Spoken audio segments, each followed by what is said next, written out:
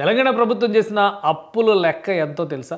ఇప్పటివరకు ప్రతిపక్షం, అధికార పక్షం మధ్య ఒక రాద్ధాంతం రగడ జరుగుతుంది. దీనిపైన క్లారిఫికేషన్ ఇచ్చే ప్రయత్నం ఉప ముఖ్యమంత్రి భట్టి విక్రమార్క చేశారు.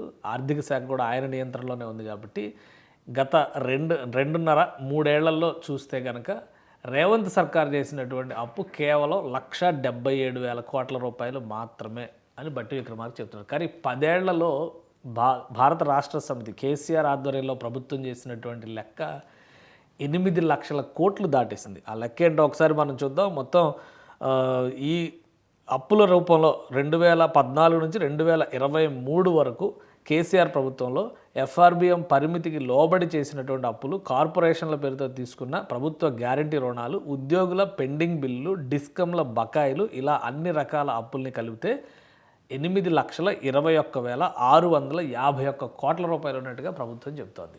దీనికి వడ్డీల రూపంలో లేదా చెల్లింపుల రూపంలో చేసినటువంటి మొత్తం ఈ 3 ఏళ్లలో, ఈ 2023 నుంచి కాంగ్రెస్ ప్రభుత్వం వచ్చిన తర్వాత చేసిన మొత్తం 2,08,681 కోట్ల రూపాయలు చెల్లించినట్టుగా భట్టి విక్రమార్క ప్రకటించారు. కానీ రేవంత్ సర్కార్ మాత్రం 1,77,000 కోట్ల రూపాయలు మాత్రమే అప్పులు చేసింది. దీనిపైన అసత్య ప్రచారం చేస్తూ బీఆర్ఎస్ నేతలు రెచ్చిపోతున్నారు. అప్పు చేసిన మాజీ ముఖ్యమంత్రి కేసీఆర్ వస్తే చర్చకు సిద్ధంగా ఉన్నామని చెప్పి ఆయన ప్రకటించారు. అసలు ప్రధాన ప్రతిపక్ష నేతగా అసెంబ్లీకే హాజరు కాని కేసీఆర్ కనీసం ఈ చర్చలో పాల్గొంటే ప్రజలకు క్లారిటీ వస్తుందని ఉప ముఖ్యమంత్రి సవాల్ విసిరారు.